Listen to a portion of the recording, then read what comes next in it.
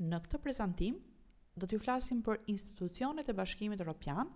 për përbërjen, rolin dhe kompetencat e tyre. Në fakt, skema institucionale e Bashkimit Evropian reflekton specifikën e BE-s. Shpesh tentohet të bëhet një lloj analize duke u nisur nga mënyra se si funksionojnë apo janë të ndarë institucionet brenda një shteti. Në fakt, Gjykata Evropiane e Drejtësisë dhe autorë të ndryshëm kanë qenë mjaft fanatik dhe mbrojnë tezën që ky lloj paralelizmi nuk është me vend në rastin e Bashkimit Evropian. Kështu që duhet pranuar për sa kohë që Bashkimi Evropian ka një organizim të llojit të veçantë dhe skema institucionale e Bashkimit Evropian është e llojit të veçantë. Ajo që mund theksohet është që kjo skemë institucionale reflekton tiparet mbikombëtare dhe ndërqeveritare të vetë Bashkimit Evropian.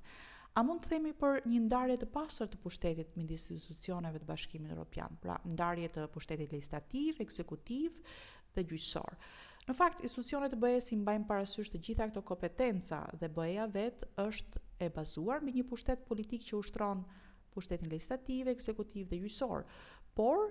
teoria e ndarjes së pushtetit nuk zbatohet 100% në rastin e institucioneve europiane. Dhe për t'ju përgjigjur kësaj pyetje, nëse vetë institucionet BE-s bazohen mbi teorinë e ndarjes së pushteteve, mund të themi që ndarja e pushteteve sot në BE ka gjetur një zgjidhje pragmatiste, e bazuar tashmë në parime që janë tipike për institucionet europiane, siç është parimi i autonomisë së institucioneve apo i ekuilibrit institucional, i bashkëpunimit të sinqertë dhe transparencës dhe aksesit tek këto institucione.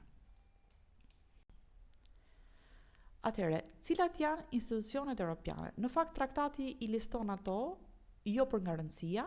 por për nga fakti se të gjithë janë njësoj të rëndësishëm kur vjen puna për vendimarrjen e Bashkimit Evropian. Ndërkohësisht, brenda në traktat parashikohen edhe disa institucione të tjera që ndihmojnë punën e institucioneve vendimarrëse të BE-s, siç janë institucionet agjencitë ndryshme apo Banka Qendrore Evropiane apo Banka e Investimeve. Brenda procesit vendimarrës të Bashkimit Evropian, një rol të rëndësishëm luajnë dhe organet këshillimore, siç është Komiteti i Politikave Ekonomike e Sociale apo Komiteti i Rajoneve. Në këtë prezantim ne do të përqendrohemi tek një analizë më e plotë e institucioneve vendimarrëse të Bashkimit Evropian, ku përfshihet Këshilli i Bashkimit Evropian, Parlamenti Evropian, Komisioni Evropian, Këshilli Evropian dhe Gjykata e Drejtësisë. Atëherë, institucioni i parë në renditjen tonë është Komisioni Evropian. Komisioni Evropian, qysh nga krijimi, është menduar të jetë simbol i komunitarizmit, pra të përfaqësojë interesin e Bashkimit Evropian, të integrimit evropian. Ai në fakt është përbërë nga 28 antar të pavarur, pra janë përfaqësues të shteteve anëtare, por që në momentin që marrin pozicionin e komisionerit, ato shkëputen nga interesi kombëtar. Komisioni drejtohet nga një president me një mandat 5 vjeçar të lidhur me zgjedhjet parlamentare. Pra sa herë që ka zgjedhje parlamentare, aq herë ka dhe rinovim të Komisionit të Bashkimit Evropian. Komisioni Evropian është njohur si autoriteti i cili propozon ligjet në BE, por njëkohësisht ai është një organ ekzekutiv dhe mbikëqyr zbatueshmërinë e traktateve dhe luan rol në marrëdhëniet ndërkombëtare duke përfaqësuar Bashkimin Evropian. Komisioni Evropian vepron me një mandat të qartë 5 vjeçar dhe përgjatë 5 viteve ai ka një strategji se ku do të fokusohet në punët e BE-s. Për shembull, komisioni aktual, ai drejtuar nga Jean-Claude Juncker, i cili ka marrë mandatin në vitin 2014, në strategjinë e tij ka parashikuar një plan të madh investimesh dhe që synojnë rritjen ekonomike dhe në Bashkimin Evropian, nxjerrin punësimin, një plan për tregun digjital, për sektorin e energjisë dhe ndryshimet klimaterike, për forcimin e rregullave të së drejtës në tregun e brendshëm, për marrëveshjet me tregtare me Shtetet e Bashkuara të Amerikës, apo për forcimin e zonës së drejtësisë dhe respektimin e të drejtave të njerëzit, për një politikë të re migracioni, si dhe për forcimin e Bashkimit Evropian në arenën globale. Këshilli i Ministrave ose Këshilli i Bashkimit Evropian, në fakt është simbol i ndërqeveritarizmit, pasi është i përbërë nga ministrat e vendeve anëtare të Bashkimit Evropian, të cilët ulen sa herë që ka nevojë për të marrë një vendim në Bashkimin Evropian. Ky organ drejtohet nga presidenca e Këshillit që nënkupton drejtimin për 6 muaj me rotacion të çdo shteti anëtar të punëve të Bashkimit Evropian. Këshilli i Ministrave është organi më i lartë vendimarrës në Bashkimin Evropian, por është ai organ që së bashku me Parlamentin miraton ligjet e BE-s, por njëkohësisht ai miraton dhe buxhetin e Bashkimit Evropian. Gjithashtu roli i Këshillit të Ministrave apo roli i Këshillit të Bashkimit Evropian është i rëndësishëm në zbatimin e politikës së jashtme dhe të çështjeve të sigurisë së Bashkimit Evropian. Vendimarrja në Këshillin e Ministrave bëhet me shumicë të cilësuar të dyfisht. Më lëni të shpjegoj pak këtu.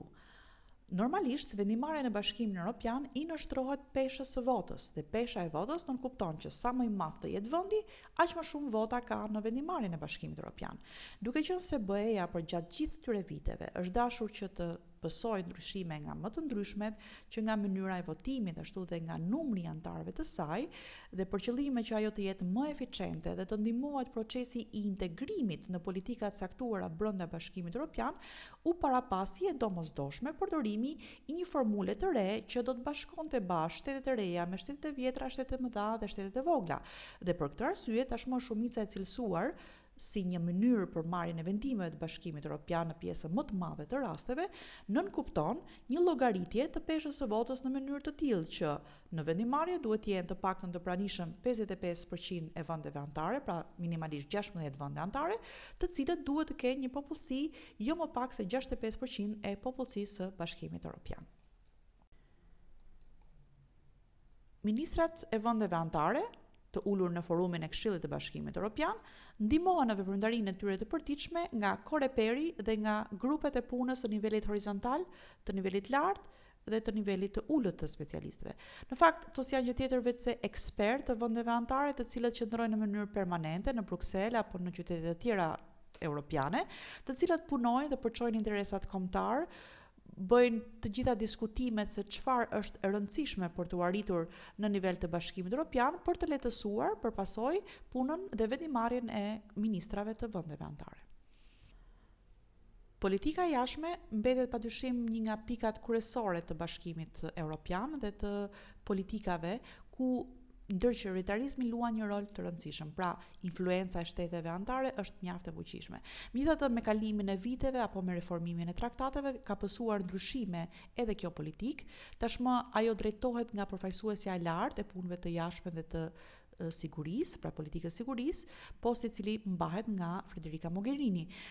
Përfaqësuesja e lartë ka një rol të dyfisht, pasi ajo është njëkohësisht kryetare e Këshillit të Punëve të Jashtme, pra forumit ku ulen ministrat e jashtëm, dhe njëkohësisht zëvendës presidente e Komisionit Evropian. Në veprimtarinë e saj, pra në zbatimin e politikave të përbashkëme të sigurisë dhe të jashtme, zonja Mogherini apo përfaqësuesja e lartë mbështetet nga shërbimi i diplomatëve të Evropës. Këshilli Evropian është forumi ku ulen kryetarët e shteteve të vendeve anëtare. Në fakt, ky institucion nuk lindi me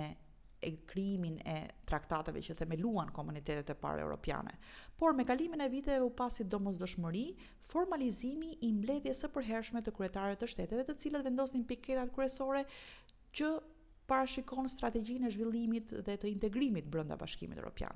Kështu që sot formalizohet kjo mbledhje, e parashikuar tashmë në traktatet themeluese të Bashkimit Evropian në të paktën 4 herë në vit, dhe kjo mbledhje vendos prioritetet dhe bën udhëzimet e përgjithshme të politikave të Bashkimit Evropian.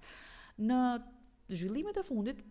është parashikuar dhe krijimi i postit të presidentit të Bashkimit Evropian, ose në rastin konkret të presidentit të Këshillit Evropian, i përbërë nga Donald Tusk, i cili është mandatuar nga krerët e shteteve që për një mandat 2 vjet e gjysmë të ndjeki punët e BE-s në emër të krerëve të shteteve anëtare të Bashkimit Evropian. Parlamenti Evropian është simboli i demokracisë, roli i tij ka ardhur në rritje. Në fillim ai ka qenë një organ thjesht këshillimor, më pas një organ konsultativ, sot është një organ me kompetenca të plota në vendimarrjen e Bashkimit Evropian dhe pushteti i tij është i përqendruar në rolin legislativ, pra miratimin e ligjeve të BE-s, në miratimin e buxhetit të Bashkimit Evropian, sikurse edhe në mbikëqyrjen e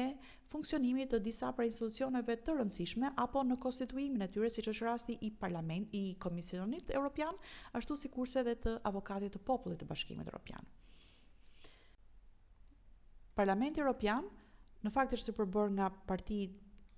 politike të vendeve anëtare dhe deputet të këtyre partive politike,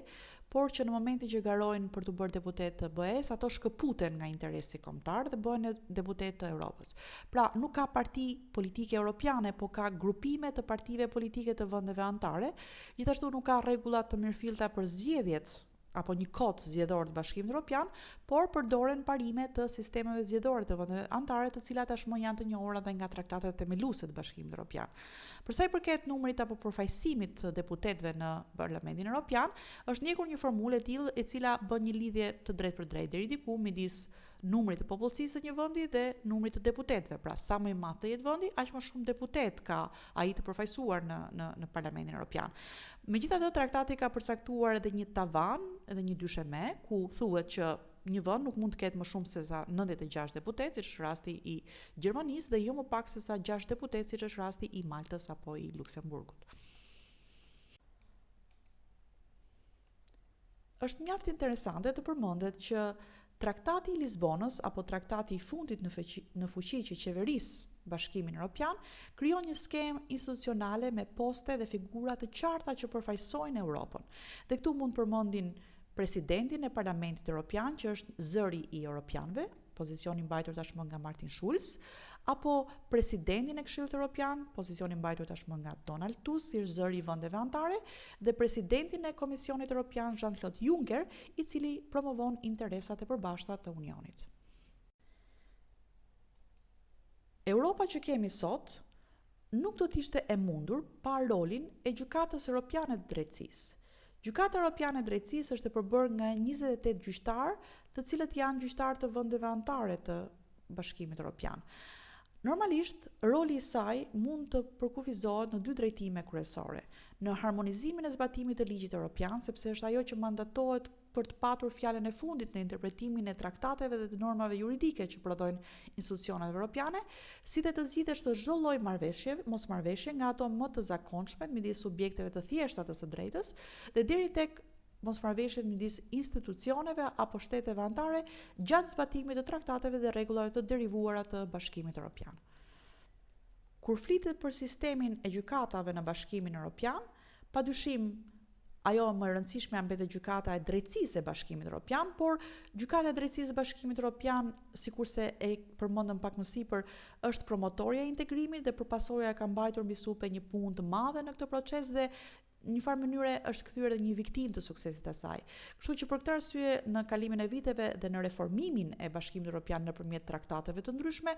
u pasi domosdoshmëri krijimi i gjykatave të tjera, të cilat në një farë mënyre krijojnë një sistem hierarkik, por deri në një farë mase, sepse ka disa subjekte apo disa lloj çështjesh të cilat nuk mund të shkojnë në gjykatën e përgjithshme apo në gjykatën e shërbimit civil, ato duhen adresuar direkt te gjykata e drejtësisë. Po pa ndalur shumë te ky aspekt, mund të përmendim që sistemi gjyqësor tashmë i Bashkimit Evropian përfaqësohet nga gjykata e përgjithshme, që është një shkallë më e ulët se sa gjykata e drejtësisë së Bashkimit Evropian, dhe gjykata e shërbimit civil, një gjykatë e specializuar që mbron administratën publike brenda Bashkimit Evropian. Skema institucionale e BE-s përfshin edhe institucione të tjera përveç atyre vendimarrëse politike, siç është për shembull Banka Qendrore Evropiane, e cila është domosdoshme për realizimin e politikave monetare të Bashkimit Evropian, pasi BE-ja që nga viti 2000 u krijua dhe si një treg i vetëm monetar. Banka Qendrore Evropiane sot drejtohet nga presidenti i saj Mario Draghi. Ajo luan një rol të rëndësishëm në çështjet e inflacionit, të përcaktimit të sasisë së euros, së monitorimit të bankave në vendet europiane, dhe ajo funksionon në mënyrë të pavarur nga organet ekzekutive të Bashkimit Evropian. Strukturave të tjera të rëndësishme të Bashkimit Evropian i bashkangjitet dhe avokati i popullit të BE-s, pozicion që sot mbahet nga Emily O'Reilly. Avokati i popullit luan një rol të rëndësishëm në mbrojtjen e interesave të qytetarëve, në sjellje të cilat shkelin rregullat procedurial apo diskriminojnë apo keq trajtojnë qytetarët nga ana e institucioneve të Bashkimit Evropian. Në bazë të drejtës për t'u ankimuar, të gjithë qytetarët e Bashkimit Evropian kanë të drejtë i drejtohen pikërisht avokates së popullit për çështje që kanë të bëjnë me sjelljet dhe veprimet e organeve të Bashkimit Evropian. Gjykata Europiane e Auditorëve, në fakt më shumë se sa një gjykatë, është një organ që kontrollon dhe monitoron veprimtarinë financiare të institucioneve europiane dhe njëkohësisht të gjitha institucioneve të tjera të cilat menaxhojnë apo përdorin fondet të Bashkimit Evropian. Vendimarrja e institucioneve të Bashkimit Evropian do të ishte e pamundur pa ndihmën që japin dy institucione të rëndësishme këshillimore. I pari në radhë është Komiteti Evropian për Çështjet Ekonomike dhe Sociale, i cili është përfaqësues i shoqërisë civile, në fakt i grupeve të interesit. Ai ishte përbërë nga 353 antar dhe përfaqëson interesat e sindikatave, pra të punonjësve, të tregtarëve, të profesionistëve të ndryshëm, të konsumatorëve, dhe roli i tij është shumë i rëndësishëm në dhënien e mendimeve dhe në përgatitjen e akteve ligjore të Bashkimit Evropian, si dhe në promovimin e përfshirjes së grupeve të interesit në vendimarrjen politike të Bashkimit Evropian. Organ tjetër këshillimor është dhe Komiteti i Rajoneve, i cili është përfaqësues i pushtetit lokal. Komiteti i Rajoneve luan një rol të rëndësishëm në promovimin e interesave të pushtetit vendor në vendimarrjen politike të Bashkimit Evropian, nëpërmjet përfshirjes në hartimin e legislacionit, ashtu dhe të përfshirjes së drejtpërdrejtë të pushtetit vendor në problematikat e bllokut të Bashkimit Evropian. Ai është përbërë nga 353 antar. Ju faleminderit dhe ju uroj suksese deri në prezantimin tjetër.